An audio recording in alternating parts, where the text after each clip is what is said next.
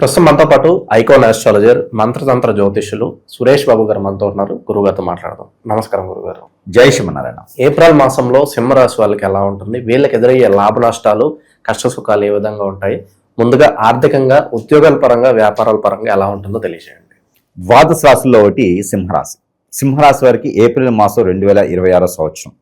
వీరికి గ్రహస్థితి ముందుగా మనం గ్రహించినట్టయితే కనుక మీనరాశిలోని కొనసాగుతున్నటువంటి శని భగవానుడు, 14వ తరగతి వరకు కొనసాగేటువంటి రవి భగవానుడు, ఈ 14వ తరగతి తర్వాత మేషరాశికి వస్తారు రవి భగవానుడు. అప్పటి నుంచి మనకి ఎండలు కూడా బాగా ఎక్కువగా వస్తాయి. ఇప్పుడు ఏప్రిల్ 14వ తారీఖు తర్వాత మనకి ఎండలు కూడా ఎక్కువగా కనిపిస్తాయి. కానీ ఇక్కడ మేషరాశిలో శుక్రుడు కూడా ఉన్నాడు కాబట్టి మేఘామృతమైనటువంటి ఆకాశం, దాంతోపాటు కురిసేటువంటి చెడు వానలు, చెడు తత్వంతో ఉండేటువంటి ఉంటాయి. కాబట్టి ఎవరైనా రైతులు మామిడి కానీ సపోటా కానీ పండించే రైతులు కొంచెం జాగ్రత్తగా ఉండాలి. అంటే ఆ సీజన్లో వచ్చేటువంటి పంటకి కొంచెం నష్టం అయ్యేటట్టు కనిపిస్తూ ఉంది. ఏప్రిల్ నుంచి మే మాసంలో చెడు వానలు ఎక్కువ పడేలా ఉన్నాయి. ఇది రైతులకి ఎందుకు చెప్పాల్సి వచ్చిందంటే ఇప్పుడు మనం సింహరాశిలో ఉన్నాం.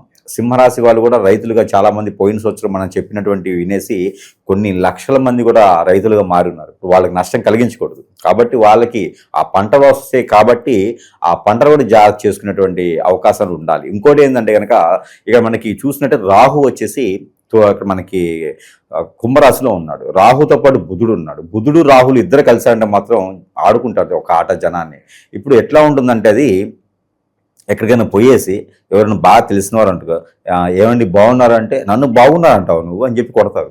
అంటే రాహువుకి బుధుడికి అంత వ్యక్తిగతంగా ఉంటుందన్నమాట. రాహు ఏం చేస్తాడంటే తొందరపాటు నిర్ణయం, బుధుడు ఏం చేస్తాడంటే మోసం చేసేస్తాడు. ఈ మోసం చేయడంతో ఆ గ్రహం ఆ రాశి వారికి సెట్ అవ్వకపోతే నరకమే అనుభవిస్తుంది. మీరు ఏదైనా చేయండి మాటలతోనే మోసపోతారు. ఎఫ్ఐఆర్స్ ఉంటాయి అనుకున్నది. ఇప్పుడు ఆ అమ్మాయిని చూసే అబ్బాయో అబ్బాయిని చూసే అమ్మాయో మాట్లాడుకుంటూ ఉంటారు, చెప్పుకుంటారు అనమాట. నాకు మా ఇంట్లో మేమంతా కోటీశ్వరులమే అని చెప్తారు. ఈ అమ్మాయి కాకుండా మా నాన్నగారు మా తాతగారు ఒకప్పుడు వేల ఎకరాలు ఉండే ఆస్తులు అంటే ఇద్దరికి ఏం ఉండదు, బూడిదే. వీళ్ళు చెప్పుకునే గొప్పలు ఎక్కువ అనమాట. దాంతో నిజాలు తెలిసేసి ఇద్దరు వీడిపోతారు. అది బుధుడు చేస్తాడు. అంటే మనిషిలో ఉన్నటువంటి యుగోతత్వానికి వ్యతిరేకత చేసేటటువంటి నక్షత్రం రాశి గ్రహం ఉందంటే బుధ గ్రహం. అలానే ఈ యొక్క బుధుడు రాహు కలిసి ఉన్నారు కాబట్టి దాని వలన ఈ యొక్క సింహరాశి వారు ఏదైతే మాట్లాడాలన్నా ఏదైతే చేయాలన్నా కూడా ఆచి చూచి మాట్లాడుకోవాలి. వీరు మాట్లాడేదంతా వాస్తవమే కానీ ఎదుటి వారికి అర్థం కాదు. వీరు చెప్పేదంతా నిజమే కానీ ఎదుటివారు చెప్పేవాళ్ళ అబ్బా నువ్వు అంటారు. అంటే వీరు మంచి కోసం చెప్పినా కూడా ఎదుటి వారికి నచ్చదు. గ్రహాల యొక్క స్థితిగతులు అలా ఉన్నాయి. ప్రస్తుత కాలంలో వీళ్ళకి శత్రువులు ఎవరిని నమ్మాలి, ఎవరితో జాగ్రత్తగా ఉండాలి, నష్టం ఎక్కడ జరుగుతుంది వీళ్ళకి? ఇకపోతే సింహరాశి వారికి అనుకున్న పనులు ముందుకు వెళ్ళడం ఏప్రిల్ మాసంలో బాగా ఉంటుంది కాబట్టి వీరికి శత్రువులు కూడా బాగానే ఉంటారు. ఎక్కడ ఉండరండి వీరి శత్రువులు, కన్న వాళ్ళలోనో పెంచిన వాళ్ళలోనూ ఉంటారు వీరి శత్రువులు, బయట ఎక్కడ ఉండరు. ఎందుకంటే వీరు కుటుంబానికి విలువలు ఎక్కువ ఇస్తారు. దాంపత్యానికి కానీ కుటుంబాలకు కానీ వాల్యూసే కానీ వీరు కాపాడాలి, బాధ్యతగా తీసుకుంటారు. అదే వారికి వీక్నెస్, మంచితనమే వారి వీక్నెస్. కానీ వీరికి ఉన్నటువంటి వీక్నెస్ ఇంకోటి ఏంటంటే కనుక అందరూ మన వాళ్లే కదా, ఏదో ఒక ఉపాధి చూపిద్దాం, వీరే శత్రువులు. మనం మంచి చేస్తున్నాం కదా, వారే వీరి శత్రువులు. కాబట్టి వారందరితో కూడా జాగ్రత్తగా ఉండాలి. ఎంతవరకు చేయాలో అంతవరకే చేయాలి. అతి మించిన దానం కూడా అంత దానం చేస్తే మంచిది కాదు. కాబట్టి ఎంతవరకు చేస్తే అంతవరకు మంచిది. ఎక్కడో జాబ్ కావాలంటారు, వీరి దగ్గర లేకపోయినా 10 మందికి ఫోన్ చేస్తారు. ఫోన్ చేసి పలానా వారికి జాబ్ కావాలంటే వీరు బతులాడతారు. వారికన్నా కూడా జాబ్ ఇచ్చిన తర్వాత ఇప్పించారులే, ఈ జాబ్ కాబట్టి మాకేంది ఈ శాలరీ సరిపోవట్లే, అబ్బో మంచి శ్రమ ఉంది, నా కక్షతో జాబ్ ఇప్పించినట్టున్నారు. అంటే ఇప్పించుడు మాడబడాలి. కాబట్టి మన మిత్రులే మన శత్రువులు, వారితో జాగ్రత్తగా ఉంటే సరిపోతుంది. ఇక మామూలు అదృష్టం ఉండదండి వాళ్ళకి. ఈ యొక్క సింహరాశి వారు ఏప్రిల్లో పుట్టినా లేదా ఏప్రిల్లో వారికి సంతానం కలిగినా కూడా వారి నుంచి అష్టైశ్వర్యాలు కలుగుతాయి. వీరికి ఎంత అదృష్టం చూడండి వారికి. ఇంకా ఏప్రిల్ మాసంలో ఇంకా 7వ మాసంలో ఉన్నటువంటి గర్భిణీ స్త్రీ కానీ 6వ మాసంలో ఉన్న గర్భిణీ స్త్రీ కానీ ఉంటే భయపెట్టి వాళ్ళని ఇబ్బంది పెట్టి మళ్ళీ డెలివరీ చేయించారు. గురువుగారు చెప్పారు కదా అని అట్లాంటి ఏం చేయొద్దు. ప్రకృతి పరంగా కాదు, దేవుడు అనుగ్రహం ఇచ్చి ఆ ఏప్రిల్ మాసంలో పుట్టారంటే అదృష్టం, అంతేగాని మనం పుట్టిస్తే కాదు. ఇది అందరూ గ్రహించుకోవాలి. ఇక ఏప్రిల్ మాసంలో ఒక అదృష్టం ఉంది వీరికి.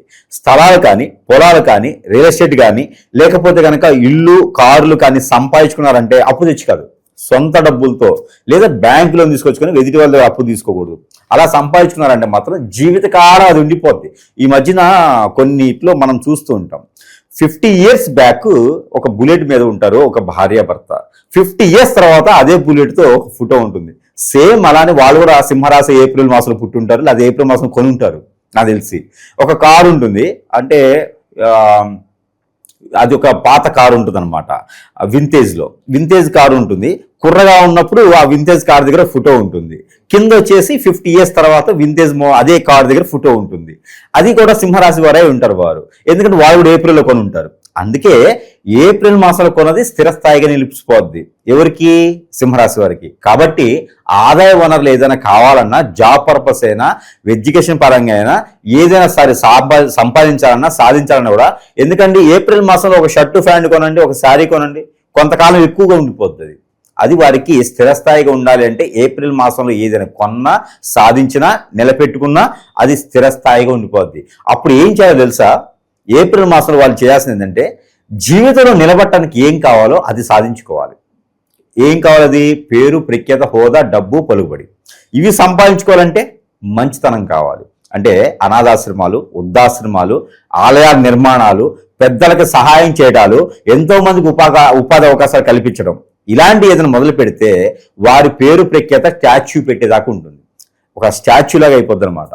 అలాగా చేసుకునే దానికైతే ఏప్రిల్ మాసం వారికి చాలా అద్భుతమైనటువంటి వనరులు కనిపిస్తూ ఉంటాయి. అది ఎట్లా గురువు గారు, మాకు శని బలం నాడు పెట్టి పీకుతున్నాడు, లాగుతున్నాడు, కేతు ఉన్నాడు కదా అంటే, గ్రహాలతో సంబంధం లేదు.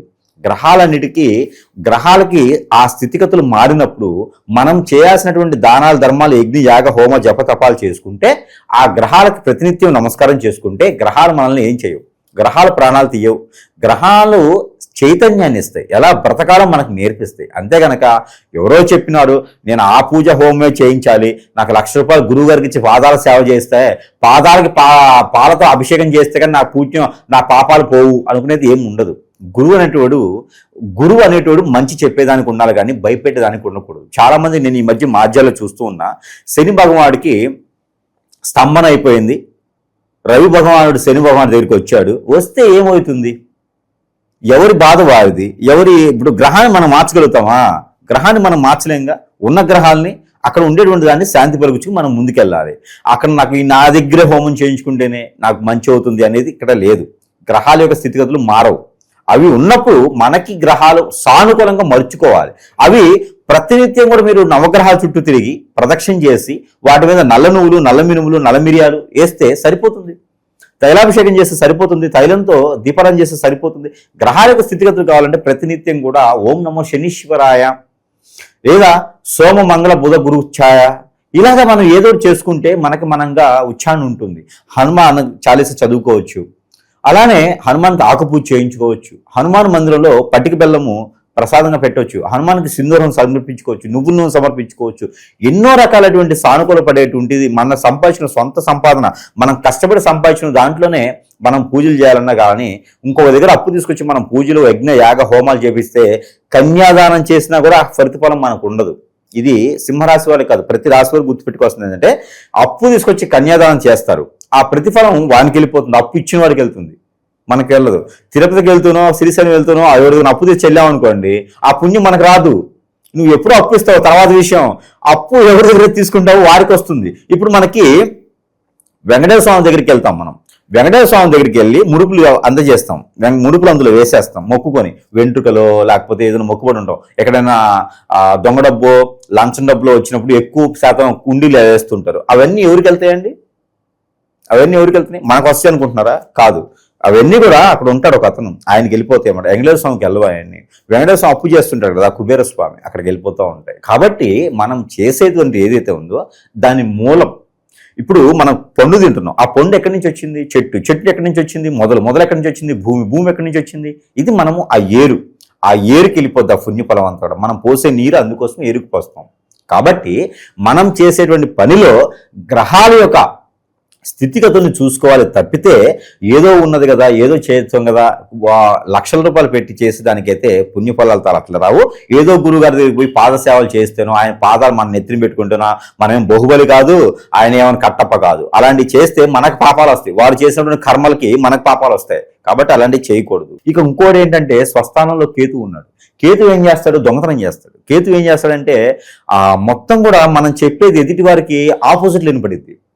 నువ్వు ఇలా వెళ్ళరా, ఈ రూట్ బాగుంటుందంటే చెప్పొచ్చేవాళ్ళు, మాకు తెలియదేంటి, ఈ రకమైనటువంటి దీంతో ఏమైంది, వీరు కొట్టుకుంటూ ఉంటారు అన్నమాట. అందుకని ఈ యొక్క సింహరాశి వారు చేయాల్సిన పని వారు మాత్రమే చేసుకుంటూ ఎవరికి కూడా ఏదో చేద్దామని వెళితే మాత్రం కొనకొచ్చుకున్నట్టే. ఈ గ్రహాల యొక్క స్థితిగతులు అవే చెప్తున్నాయి. ఈ మాసంలో కొంచెం ఏప్రిల్ మాసం ఇది, అందుకాక ఏప్రిల్ మాసంలో సాధించేదానికి ఉంటుంది. ఒక గొప్ప విషయం ఏంటంటే సాధిస్తారు. ఏప్రిల్లో జీవితకాలం నిలబడేందుకు అనుకూలంగా ఉండేటువంటిది ఏదైతే ఉందో ఖచ్చితంగా సాధిస్తారు. ఏప్రిల్లో సాధించారా అంటే జీవితంలో ఎక్కడికి పోదు. అది ఈ యొక్క సింహరాశి వారు దాని మీద ఫోకస్ పెట్టాలి, అది ప్రయత్నం చేయాలి. ఎందుకంటే విదేశాన్ని ఎప్పటి నుంచో అనుకుంటున్నారు, ఇప్పుడు వెళ్ళారనుకోండి, ఇప్పుడు ప్రయత్నం చేశారనుకోండి, ఏప్రిల్లో ఖచ్చితంగా వెళ్తారు. జీవితకాలం అక్కడే ఉండిపోతారు. ఇక సంపాదించుకుంటూ జాబు, కొత్త రకమైన జాబు, ఈ కొత్త రకమైన జాబ్స్ ప్రయత్నం చేస్తే ఏప్రిల్ మాసంలో జాబ్ వచ్చిందనుకోండి, జీవితకాలం గవర్నమెంట్ జాబ్ లాంటిది. ఇంకా ప్రైవేట్ జాబ్ కూడా గవర్నమెంట్ లానే ఉంటుంది. వాళ్ళే స్కూల్స్ దుర్గ సాబు లాగా అనమాట. ఇక వాళ్ళకు ఉంటుంది అనమాట. ఇక మూడోది విషయము, ఇక వీరికి సంతాన ప్రాప్తి కనుక ఏప్రిల్లో జరిగిందా, ఇక అదృష్టవంతులే వాళ్ళు. ఇక ఈ నరఘోష నరదిష్ట ఎక్కువగా ఉన్నాయి, శత్రువులు ఎక్కువగా ఉన్నారు, ఇంట్లో కాస్త మాకు ఇబ్బందిగా ఉంది, మానసిక అశాంతి ఉందనుకున్నప్పుడు ఎటువంటి పరిహారాలు చేస్తే బాగుంటుంది?